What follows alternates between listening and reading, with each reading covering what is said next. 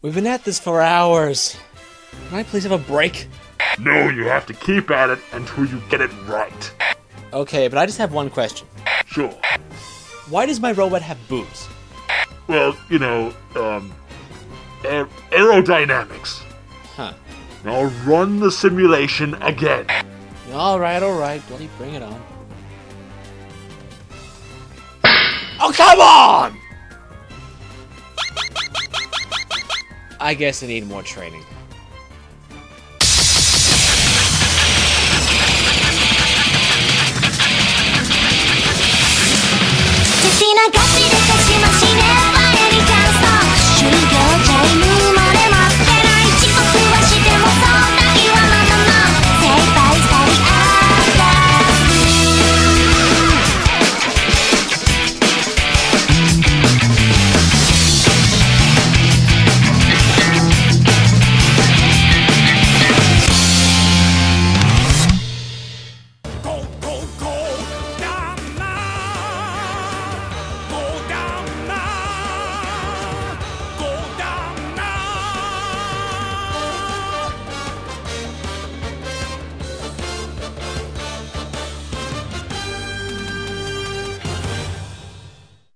Shinkon Gattai Godannar!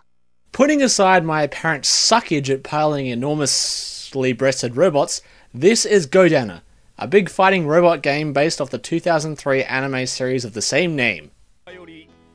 Now I could tell you the plot of this series, but the American trailer sums it up nicely. This is Go. 5 years ago, when the mimetic beast attacked the Earth, Go and his giant robot saved a girl named Anna from certain death. Now, 5 years later, Anna has grown up and filled out, and she's going to marry Go.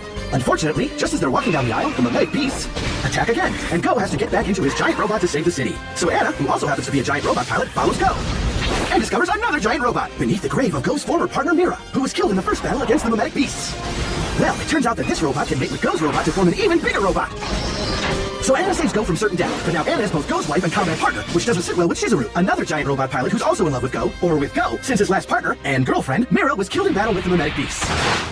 On the other hand, Anna's mom, who's also Go's boss, thinks this is great, as long as Anna keeps up her grades in school. No one knows what Anna's father thinks, since he disappeared when Anna was just a child. But the principal of the school thinks it's fine too, as long as Anna keeps the fact that she's married and a giant robot pilot secret from her classmates. So the only one who knows is Go's younger brother, Shinobu, who goes to school with Anna and also lives with Go and Anna, which was quite a damper on the honeymoon, if you know what I mean. I think you do. Okay, now it gets complicated. It turns out that Go's former partner and girlfriend Mira, who everyone thought was killed in battle with the mimetic beast, wasn't, and now she's back, although she's a little weirded out and does a lot of stuff like this. Meanwhile, Go and Anna have also taken in Lou, a young orphan girl, who's also learned to be a giant robot pilot and whose father was killed by the mimetic beasts. But we're just getting started. Let's add a pair of not quite twin bridge bunnies, their dashing commander, a pregnant cat, half a dozen sexually frustrated mechanics, a gaggle of high school students, the crew of the space station, 8 more giant robot pilots, and a wide assortment of varying genders, nationalities, and sexual preferences, plus a generous sprinkling of fan service, and of course a whole slew of additional giant robots and mimetic beasts. And there you have just a brief introduction of what you'll see in the first exciting volume. This is a fighting game, and you know what that entails? That's right, a loosely based story adaptation with some liberties taken. Generally, a player is either Go in his robot Dannar, get it? Go Dannar. They're clever, aren't they? Or Anna in her robot, the Neo Oxer, as you battle against other giant robot pilots or aliens. Each round consists of either one or both, with one being controlled by the AI, laying waste to the opponent in a variety of kicks, punches, and special attacks till the health bar whittles away to nothing. Each battle is separated into chapters, tied together with cutscenes of static images from the original production, as well as some animation and 3D models just before battle starts. Now, if you want to talk about a deep fighting system, this isn't one. Most battles can be won with a simple back and forth of attack and guard, and since during most battles you're in a 2-on-1 situation, you can generally just sit back and let your ally do some of the work. There are times when you do the combine move, but this supplies you with some melee moves like a grind kick to the knee and elbow rush. Now there are special moves, but you'll never use them, and I'll tell you why. The meter you use for your special moves is displayed in the top left or right corner, next to your health.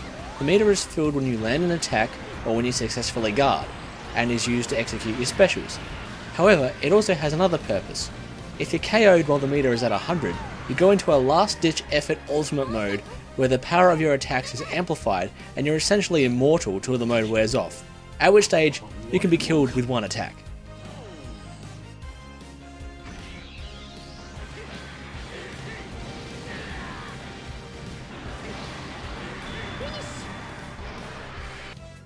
Of course, there is a way to reduce the meter of your opponent, and that's with throws. However, on the higher difficulties, the enemies will throw you like there's no tomorrow, and while the game is overall not a hard experience, there is one level that requires you to fight 2 enemies at once. One close range, one long range, and it's one of the hardest levels in existence on the highest difficulty setting. Other than this one particular level though, the changes in difficulty are not overly noticeable. There are 3 difficulty modes, but the only difference between them is how aggressive your enemies are and how many tentacles the final boss has. After that, you've beaten the game, and what's your reward? Go and Anna finally get married, and you get to access a turnaround of one of the character models. And depending on what difficulty you played on, you have different options that are disabled. For example, unless you play through on hard, you can't zoom in and out.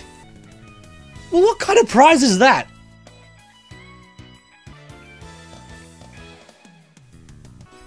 Oh, I get it, alright. As for the other modes, there is also another story mode where you follow 2 different characters through essentially identical battles, although this time you have an enormous sword. I would say it's a little easier than the main campaign, but I guess anything is easier when you have the ability to just wail on someone from the other side of the room. There's also a versus mode consisting of one-on-one, standard fares like survival and time attack modes, and a game where you play as Anna, riding in one of the most uncomfortable positions imaginable as she fights off wave after wave of tiny mechs in her tiny mech. Though, this also lets you unlock the tiny mech to be used in regular battles. That is so awesome.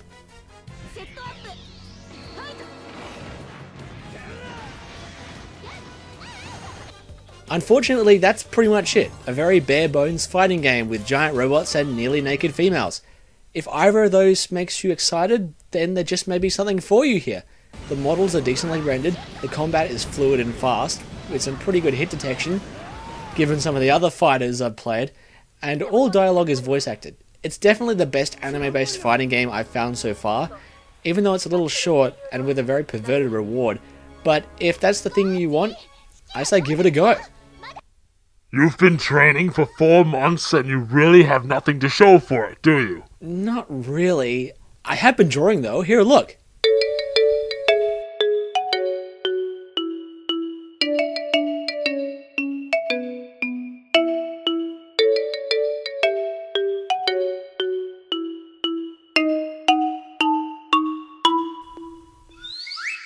That's disgraceful!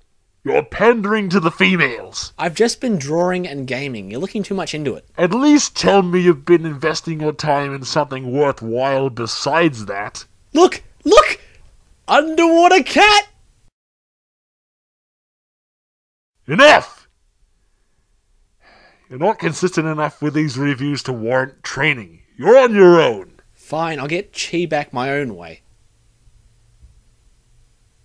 There we go.